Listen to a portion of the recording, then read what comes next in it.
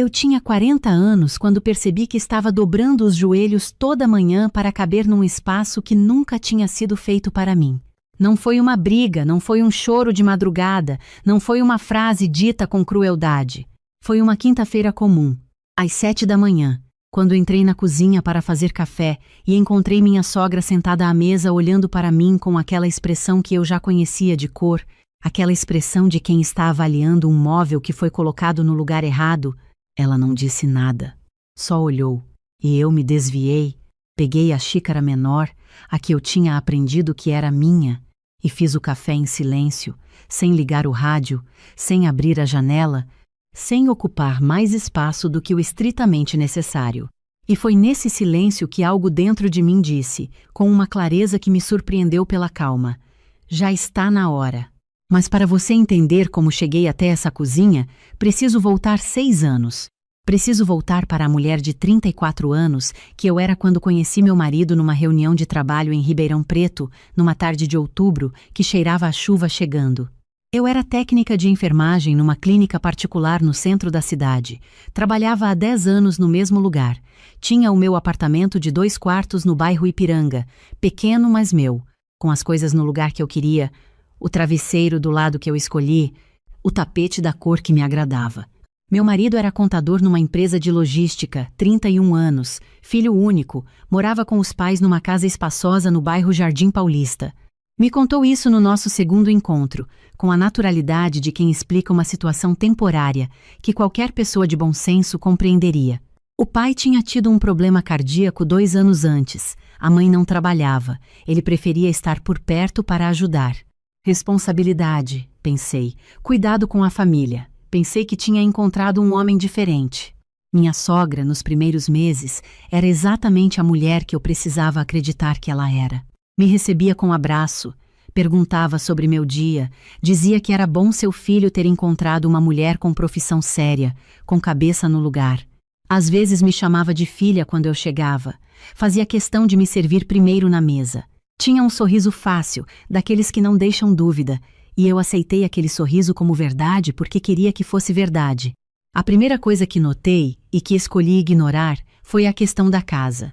Quando começamos a falar em casamento, meu marido trouxe a proposta com uma voz calma, como quem está apresentando uma solução óbvia. Os pais precisavam de apoio, a casa era grande.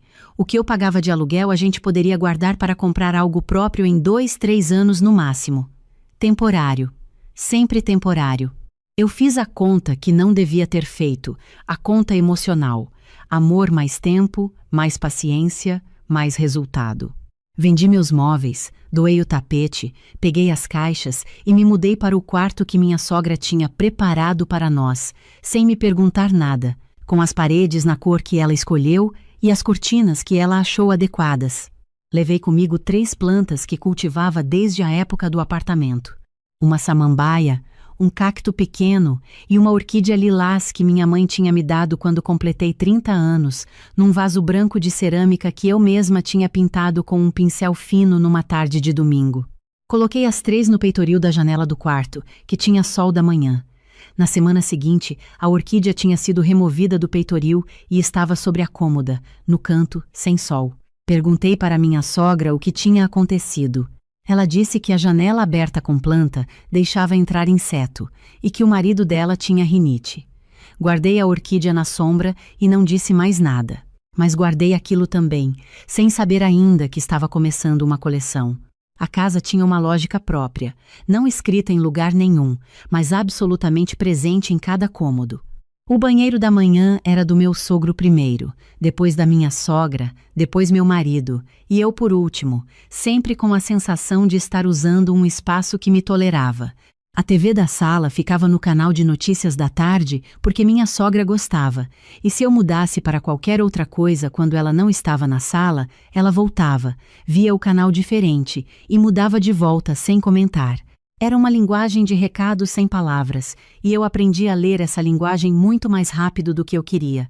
O meu sogro era um homem quieto, daqueles que parecem ausentes, mas estão absorvendo tudo. Depois do problema cardíaco, tinha se aposentado cedo e passava os dias sentado na varanda ou na frente da televisão. Não era cruel, não era grosseiro, era simplesmente presente. Uma presença constante que lembrava que aquele era o território dele. Quando eu chegava do trabalho e cumprimentava, ele respondia com um aceno de cabeça. Quando eu tentava conversar, respondia em monossílabos. Não era má vontade, era indiferença, que às vezes dói mais. O que me foi consumindo devagar, imperceptivelmente, como a ferrugem que você não vê se formando, foi a gestão da minha própria vida dentro daquela casa. No segundo ano, minha sogra começou a comentar sobre os horários que eu chegava. Não de forma agressiva, sempre com uma preocupação embutida. Que bom que você chegou, eu já estava ficando com um pensamento ruim que soava como carinho, mas que tinha o peso de um registro. Comecei a mandar mensagem avisando quando saía mais tarde. Não porque ela pediu, mas porque o silêncio dela quando eu chegava sem avisar era mais pesado do que o trabalho de mandar a mensagem. No terceiro ano, ela começou a ter dores. Não uma doença diagnosticada, não algo que os médicos conseguissem nomear com precisão, mas dores que apareciam nas horas certas. Dor nas costas quando eu planejava sair com amigas no fim de semana. Dor de cabeça quando meu marido e eu tentávamos organizar uma viagem. Pressão alta quando havia alguma tensão na casa, sempre tão convenientemente timed, que eu comecei a perceber o padrão antes mesmo de conseguir admitir o que o padrão significava. Meu marido corria, eu ficava. Era a geometria daquele casamento. Sei que você pode estar pensando o que eu mesma pensei durante anos. Por que ficou? É a pergunta mais fácil de fazer de fora e a mais difícil de responder de dentro. Fiquei porque amava meu marido, e quando você ama alguém de verdade, você passa anos separando a pessoa do ambiente, dizendo para si mesma que se as circunstâncias fossem diferentes, a história seria diferente. Fiquei porque tinha medo de ser a mulher que destruiu uma família, de carregar esse peso numa cidade onde as pessoas se conhecem, onde comentários viajam rápido e os julgamentos chegam antes da explicação. Fiquei porque me adaptar é o que a gente aprende a fazer, e a adaptação acontece tão gradualmente que você não percebe que foi moldada até tentar voltar à forma original e descobrir que não sabe mais qual era. No quarto ano, algo mudou. Minha sogra foi ao médico e voltou com um laudo de pressão limítrofe e colesterol ligeiramente alterado. Nada grave, nada que exigisse tratamento além de dieta e caminhada leve. Mas o laudo entrou na casa como se fosse um diagnóstico de algo muito mais sério. Ela passou a se referir à própria saúde em tom de advertência, com aquela leveza de quem não está pedindo nada, mas está deixando claro que qualquer coisa pode acontecer. Meu marido dobrou a atenção. Eu me tornei, nesse processo, a cuidadora secundária, a que precisava estar disponível porque e se acontecesse alguma coisa quando ele não estivesse. Foi nesse período que comecei a trabalhar mais. Peguei plantões extras na clínica, me inscrevi num curso de qualificação em procedimentos estéticos que acontecia às quartas à noite e nos sábados de manhã. Disse para meu marido que era desenvolvimento profissional, que ia abrir novas possibilidades de renda, que fazia sentido investir nisso. Ele concordou sem entusiasmo, mas concordou, e eu fui. Toda quarta, todo sábado por 8 meses. E nessas horas fora daquela casa eu respirava de uma forma diferente, como se os pulmões lembrassem que tinham um tamanho maior do que o espaço que vinham ocupando. Terminei o curso. Comecei a atender clientes particulares em domicílio aos fins de semana, uma base pequena que foi crescendo por indicação. Não falei sobre isso em casa com detalhes. Dizia que era um trabalho extra na área que ajudava financeiramente. Minha sogra perguntou uma vez, com o tom de quem tem curiosidade mas está controlando o quanto demonstra, se aquele trabalho não era cansativo demais para quem já trabalhava a semana toda. Disse que estava bem. Ela inclinou a cabeça levemente para o lado, como sempre fazia quando discordava de algo, mas escolhia não dizer, e mudou de assunto. O dinheiro que eu ganhava com os atendimentos particulares eu não misturava com nada. Abri uma conta separada no banco, uma que meu marido não sabia que existia, não por desonestidade, mas porque eu precisava de um espaço que fosse completamente meu, onde eu pudesse olhar para um número e saber que aquele número era meu, construído com as minhas mãos, sem passar pela conta conjunta que ele administrava e da qual eu recebia relatórios quando ele achava necessário me atualizar. Nessa conta separada, eu depositava cada real que entrava dos atendimentos e não tocava. A cena que mudou tudo aconteceu no 5º ano, num domingo de almoço de família. A cunhada do meu marido tinha vindo visitar com o marido e os 2 filhos, uma visita que acontecia 3 ou 4 vezes por ano e que eu encarava com a preparação mental de quem sabe que vai precisar de reserva. A cunhada era simpática comigo de uma forma que nunca soou completamente genuína. Aquela simpatia de superfície que não desce mais fundo porque não tem interesse em chegar lá. Estávamos à mesa, o almoço estava bom, a conversa estava indo para vários lados, quando o marido da cunhada fez uma pergunta sobre planos futuros, se a gente pensava em comprar algo próprio, já que o mercado estava interessante. Meu marido começou a responder, mas minha sogra o interrompeu com uma naturalidade absoluta, como quem retoma a palavra porque tem mais a dizer sobre o assunto. Ela disse que por enquanto estava tudo bem assim, que a casa era grande, que ela e o marido não eram de incomodar ninguém. E então, olhando para a cunhada com um sorriso tranquilo, como quem está comentando sobre o clima lá fora, ela disse: "E a Débora se acostumou bem aqui, né? Ela é uma pessoa que não complica, não fica fazendo exigência, aceita as coisas como são. Débora, esse é o meu nome." E eu ouvi aquelas palavras e senti alguma coisa ir para um lugar muito quieto dentro de mim, um lugar de onde não voltaria igual. Não foi raiva imediata, foi reconhecimento. A confirmação clara, dita em voz alta na frente de 4 pessoas, do que eu representava naquela casa. Não era membro da família, era uma pessoa que não complicava, uma conveniência silenciosa que aprendeu a não criar atrito. Meu marido estava sentado ao meu lado. Ouvi as palavras da mãe, olhei para ele e vi que ele estava olhando para o prato. Pegou o garfo, cortou um pedaço de carne, colocou na boca, não disse nada, não disse nada. Naquela noite, depois que todos dormiram, eu fui até o banheiro, fechei a porta com cuidado, sentei na borda da banheira e fiquei um tempo no silêncio. Depois tirei o celular do bolso do pijama, abri o aplicativo da conta separada e olhei para o saldo. Era uma quantia que me surpreendeu pela grandeza.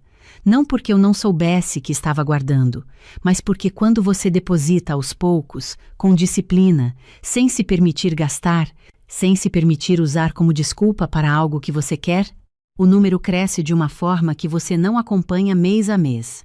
Quando olha de verdade, o número te olha de volta com uma seriedade que você respeita. Fechei o aplicativo. Deitei de volta. Mas alguma coisa tinha se deslocado dentro de mim naquela noite, como uma peça de mobília que foi empurrada 3 centímetros e não volta mais para o lugar exato que estava. Nos meses seguintes comecei a pesquisar, não com urgência, com método. Fui a visitas de imóveis nos horários que eu já saía para os atendimentos, então ninguém notou mudança de rotina. Queria um espaço comercial, não grande, algo onde eu pudesse atender clientes com estrutura própria, onde eu pudesse eventualmente ter mais uma profissional trabalhando comigo, onde o negócio crescesse de forma sustentada. Visitei 4 lugares que não fechavam. Um tinha reforma demais para o que eu podia investir, outro era bem localizado, mas o condomínio era proibitivo, o terceiro tinha o tamanho certo, mas a estrutura elétrica era precária. O quarto, numa rua calma no bairro Sumarezinho, era uma sala térrea com banheiro privativo, uma pequena recepção separada do espaço de atendimento por uma divisória de vidro fosco, janela para a rua, estacionamento na esquina. O proprietário estava vendendo porque ia se mudar para outra cidade. O preço era direto, sem intermediário, e quando fiz as contas da minha conta separada, coube, com reserva para reforma e para 6 meses de operação sem depender de nenhuma receita nova. Não contei para meu marido, não ainda. Precisava entender primeiro o que ia acontecer com o casamento. Uma parte de mim ainda guardava a esperança de que quando eu tivesse o imóvel, quando eu pudesse propor que saíssemos daquela casa e começássemos de fato uma vida nossa, ele escolheria isso. Escolheria a gente. Mas eu tinha aprendido, naqueles 5 anos, a não colocar meu futuro na conta da escolha de outra pessoa. Consultei uma advogada que uma colega de trabalho recomendou, especialista em direito de família. A conversa durou quase 2 horas e me deixou mais informada do que eu queria ser sobre algumas coisas, mas informada é melhor do que surpresa. Entendi o que era meu, o que entrava no regime de comunhão que tínhamos, o que eu precisava garantir antes de qualquer movimentação. O imóvel comercial, comprado com dinheiro que eu tinha antes e durante o casamento, mas que não havia sido declarado como patrimônio comum, tinha uma situação que precisava ser tratada com cuidado. Minha advogada me orientou sobre como documentar corretamente, o que assinar, o que guardar. Segui cada orientação. Assinei a escritura numa terça-feira de manhã, durante o horário de almoço, no cartório que ficava a 15 minutos da clínica onde eu trabalhava. Saí do cartório com o documento na bolsa, entrei numa lanchonete na esquina, pedi um suco de laranja e uma coxinha, sentei numa mesa de canto e fiquei olhando para a rua por uns 10 minutos, sem pensar em nada de específico, só olhando. Havia um casal de idosos passando na calçada de mãos dadas, devagar. Uma criança puxando uma mochila grande demais para o tamanho dela. Um cachorro dormindo na sombra de uma árvore com uma calma que me pareceu sábia. Dentro da minha bolsa havia um documento que dizia que aquele espaço era meu, sem herança de ninguém, sem história anterior que eu tivesse que respeitar, sem regras não escritas que eu precisasse aprender para não errar. Era meu. Terminei o suco, voltei para o trabalho. A reforma do espaço levou 3 semanas. Uma profissional de interiores que atendia clientes da clínica onde eu trabalhava me ajudou a pensar o projeto, de forma enxuta, só o necessário. Paredes em cinza muito claro, uma faixa de azulejo artesanal nas cores que eu escolhi, iluminação quente, 2 pias de aço com espelhos grandes, a recepção com uma poltrona e uma mesinha, onde eu coloquei uma planta, uma orquídea. Não a da minha mãe. Essa estava ainda guardada num canto com pouco sol. Uma nova, em vaso novo, no lugar que eu escolhi para ela. Passei a ir ao espaço toda terça e quinta ao final do expediente, supervisionando o andamento. Num desses dias, a reforma estava praticamente concluída. Entrei sozinha, passei pelos cômodos no silêncio do final do dia, passei a mão na parede que ainda cheirava a tinta. Fiquei parada no espaço de atendimento, onde eu tinha planejado colocar minha maca e meu equipamento. Olhei para a janela que dava para a rua e deixei a tarde entrar pela vidraça. O sol de abril, aquele sol já menos agressivo que o do verão, fez um retângulo dourado no chão de porcelanato. Fiquei parada naquele retângulo. Pensei na orquídea que tinha saído da janela do quarto. Pensei nas mensagens que mandava avisando que estava chegando atrasada. Pensei nos 5 anos de jantares onde eu ouvia conversas sobre a vizinha, sobre a pressão que estava subindo, sobre como o mundo havia mudado, e ficava sentada naquela mesa como uma peça de cenário educada e discreta que não exigia nada. Sai de lá com os olhos marejados, não de tristeza, de alívio, de reconhecimento. Nas semanas seguintes, comecei a retirar minhas coisas da casa com discrição calculada, não de uma vez, não com mala grande, não com nada que levantasse pergunta. Documentos primeiro, os meus, os da minha mãe que eu guardava, tudo que tinha meu nome.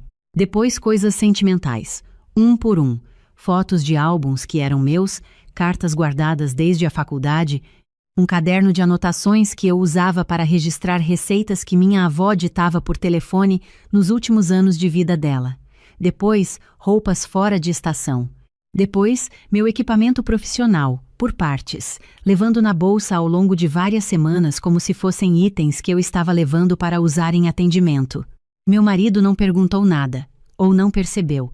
Aprendi com o tempo que às vezes esses dois são a mesma coisa. Foi nessa época que aconteceu a cena do corredor, a que me ficou mais clara na memória como aquela que confirmou de vez o que eu já sabia. Era uma quarta-feira de tarde. Eu tinha chegado mais cedo do que o esperado porque um atendimento tinha sido cancelado. Entrei pela porta dos fundos que eu usava quando vinha com as mãos cheias. Fui direto para o quarto, coloquei a bolsa na cama e sentei para tirar o sapato. A porta estava encostada. Ouvi a voz da minha sogra no corredor, falando no telefone com uma firmeza que eu não ouvia quando estava na mesma sala que ela. A voz chegava limpa pela fresta da porta. Ela dizia: "Não tem saída fácil não, minha filha. Eu não posso falar nada, né? Senão fico de vilã. Mas vou te dizer, não é vida assim, não. Casamento de filho é difícil quando a nora não encaixa direito na família. A Débora não é ruim, não, mas não é igual a nós. E eu fico com os meus sentimentos engolidos porque meu filho não quer briga. Fiquei sentada com o sapato na mão. Ela continuou: às vezes penso que quando o dia chegar e ela sair, vai ser um alívio. Que Deus me perdoe, mas vai. Coloquei o sapato de volta. Fiquei sentada ali por um momento, com uma calma que me surpreendeu. Não havia mais raiva. Havia só a clareza de quem ouviu em voz alta a confirmação de uma suspeita que tinha passado anos tentando não confirmar. Ela também sabia. Ela também reconhecia que a situação não fazia sentido. Só que a solução dela era esperar que eu fosse embora. A minha era que eu já estava indo. Só que do meu jeito, no meu tempo, com meu endereço novo esperando por mim. Naquela noite, fiz para meu marido a conversa que eu tinha adiado por tempo demais. Entrei na sala, sentei na cadeira em frente a ele, esperei ele baixar o celular e disse, sem elevar a voz, sem drama, com a precisão de quem escolheu cada palavra com antecedência. Ouvi sua mãe hoje no telefone. Disse que quando o dia chegar e eu sair vai ser um alívio. Quero saber o que você pensa sobre isso. Não o que ela pensa. O que você pensa? Ele tirou os óculos, esfregou os olhos com 2 dedos, fez a pausa que eu conhecia, a pausa de quem está calculando o custo de cada resposta possível antes de falar. Débora, minha mãe tem um jeito difícil. Ela fala coisas que não pensa de verdade. Você não pode levar tão a sério. Olhei para ele por um momento. Depois perguntei. Você sabe que eu deposito todo mês na nossa conta conjunta a minha parte das despesas da casa? Sei. Claro. Sua mãe sabe disso? A pausa dessa vez durou 1 segundo a mais do que deveria. A gente não precisa entrar em detalhe com ela sobre a nossa conta.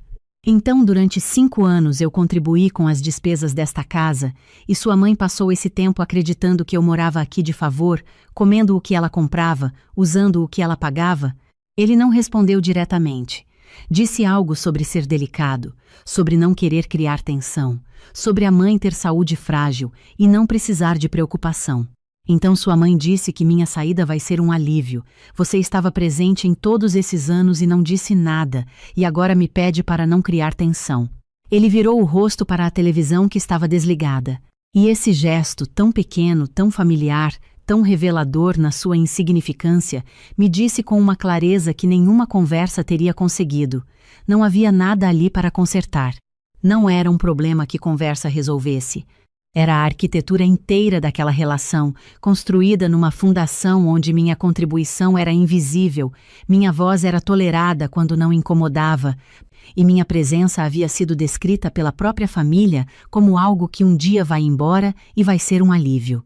Levantei, fui para o quarto, sentei na beira da cama e comecei a fazer plano com cabeça fria. Raiva é imprecisa, plano é melhor. Falei com minha advogada no dia seguinte. Atualizei o mapa do que eu precisava garantir, entendi com precisão os próximos passos. Continuei a rotina normalmente por mais 2 semanas. Acordava, tomava café, ia trabalhar, voltava, jantava, ouvia as conversas sobre a vizinha e sobre como a pressão estava oscilando, lavava a louça, dava boa noite. Por fora, nada tinha mudado. Por dentro, eu estava terminando de montar o que precisava montar.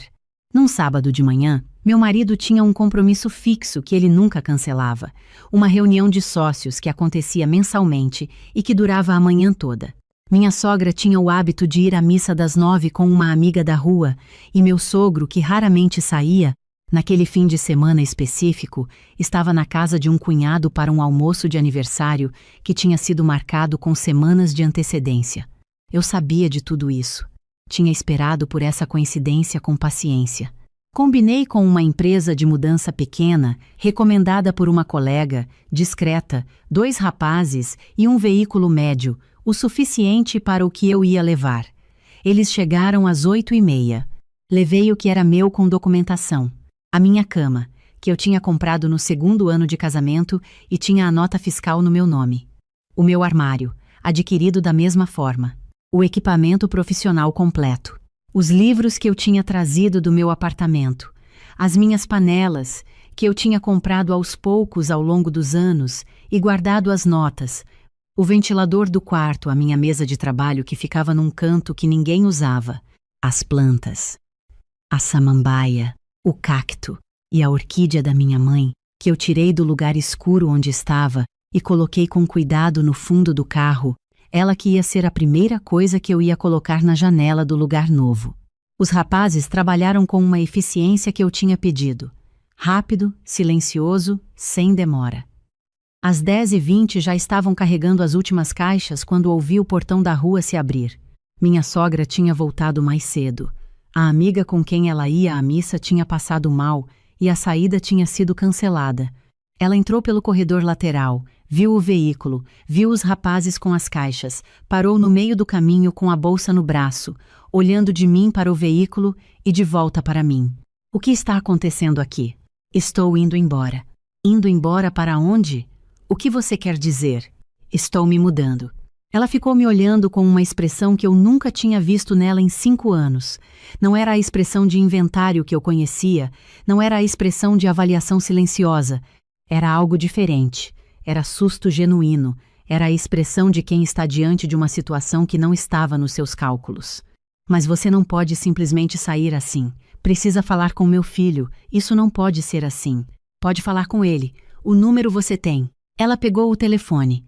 Eu continuei supervisionando os rapazes. Ouvi a voz dela subindo enquanto as últimas coisas eram carregadas. Quando terminou, fiz uma última volta pelo quarto. Estava vazio. Só a estrutura que pertencia à casa. Havia marcas na parede onde coisas tinham estado por anos. O peitoril da janela estava vazio pela primeira vez desde que eu tinha chegado. Peguei a bolsa, desci o corredor, minha sogra estava na sala, telefone na mão, com aquela expressão ainda aberta de quem não fechou o quadro. Débora, espera. A gente precisa conversar. Houve mal-entendido aqui, a gente pode resolver isso. Parei na porta. Me virei para ela. Foi a primeira vez em 5 anos que falei com ela sem baixar o tom antes de começar. Não houve mal-entendido, eu disse. Durante 5 anos eu contribuí com as despesas desta casa, todo mês, sem faltar uma vez. A senhora não sabia porque seu filho nunca contou, mas eu sei o que fiz. E agora eu tenho o meu lugar, então estou indo. Ela abriu a boca. Olhou ao redor, como se a sala que ela conhecia há décadas tivesse mudado de lugar enquanto ela não estava olhando. Mas as contas daqui, quem vai ajudar agora? As contas da senhora são da senhora, eu disse. Eu já tenho as minhas para pagar. Saí. Fechei o portão com cuidado, sem bater. Entrei no meu carro, o veículo de mudança já tinha dobrado a esquina. Coloquei o carro em movimento e fui embora daquela rua sem olhar pelo espelho retrovisor. Não por raiva, porque eu já sabia o que estava atrás e já sabia o que estava na frente, e era a frente que me interessava. Meu marido me ligou 35 minutos depois. Eu estava no espaço no Sumarezinho, supervisionando a entrada dos móveis, quando decidi atender. Débora, o que aconteceu? Minha mãe está em choque. Onde você está? Na minha casa. Silêncio. O que você quer dizer com sua casa? Você foi para um apartamento alugado? Comprei um imóvel comercial há 2 meses. Sala com recepção. Estrutura completa para o meu trabalho. O imóvel está no meu nome. Fui orientada juridicamente antes de qualquer movimentação, então recomendo que você também consulte um advogado para entender o processo a partir de agora. Eu já tenho o meu. Como você tinha esse dinheiro? Você estava escondendo? Estava guardando. Você sabia que eu poupava. Não perguntou quanto. Débora, o dinheiro do casal é do casal. A gente precisava ter conversado sobre isso. Respirei fundo antes de responder. Tinha me custado muito chegar até aquele ponto, e eu não ia perder a calma na última linha. Durante 5 anos, eu depositei todo mês a minha parte das despesas numa conta que você administrava. Sua mãe nunca soube que eu contribuía.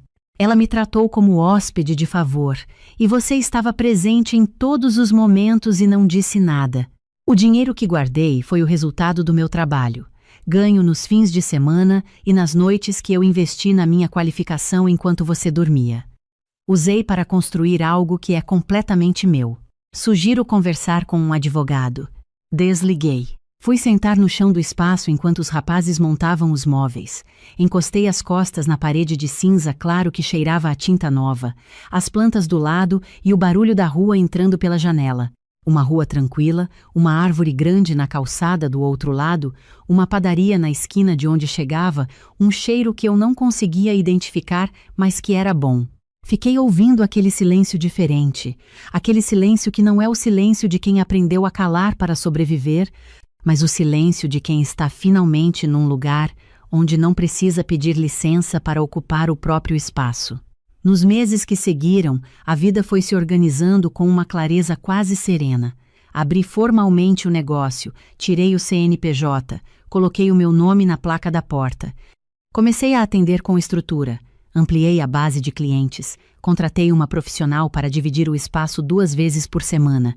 A receita cresceu de uma forma que eu não conseguia prever, mas que fazia sentido, porque quando você trabalha sem o peso de uma casa que te consome a energia, você trabalha inteiro. Recebi uma mensagem de minha sogra semanas depois, não sei como ela conseguiu o contato, perguntando se eu não tinha exagerado na reação, se não teria sido melhor conversar antes de tomar uma atitude tão drástica. Li a mensagem com atenção, do começo ao fim. Depois pus o telefone de lado e fui preparar o café da manhã. Não respondi. Não por rancor, não porque eu ainda estava com raiva. Não respondi porque algumas conversas chegam tarde demais e porque eu não tinha mais nada a esclarecer para quem passou anos com todas as informações na frente e escolheu enxergar o que era conveniente enxergar. O que ficou desse período? O que eu carrego não como cicatriz, mas como orientação. É simples o suficiente para caber em poucas palavras, mas que levei anos para entender no corpo. Independência financeira não é desconfiança, não é frieza, não é falta de amor. É a diferença entre ter uma voz dentro de uma relação e ser uma presença que se adapta porque não tem outra saída. Entre pertencer a um lugar e existir nele com cuidado para não incomodar. Fiquei 5 anos numa casa onde nenhum documento tinha o meu nome, onde minha contribuição era invisível, onde fui descrita pela própria família como alguém que aceita as coisas como são e não exige nada, como se isso fosse um elogio. E entendo agora por que fiquei. Amei de verdade. Tive esperança por mais tempo do que ela merecia. Tive medo de carregar o rótulo de quem foi embora. Mas aprendi que ficar por medo não é lealdade. É uma prisão bem decorada. Quando saí, levei o que era meu com documentação, as coisas com nota fiscal no meu nome, os papéis, as plantas e a orquídea da minha mãe que ficou anos num canto sem sol e que agora está na janela do espaço, no peitoril, no sol da manhã, exatamente onde eu quero que ela esteja. Deixei para trás o que nunca tinha sido meu de verdade. Hoje, quando subo a escada que leva à sala de atendimento e paro 1 segundo antes de girar a chave, ouço o trinco ceder com aquele clique seco e firme que se tornou o som mais tranquilizador que eu conheço.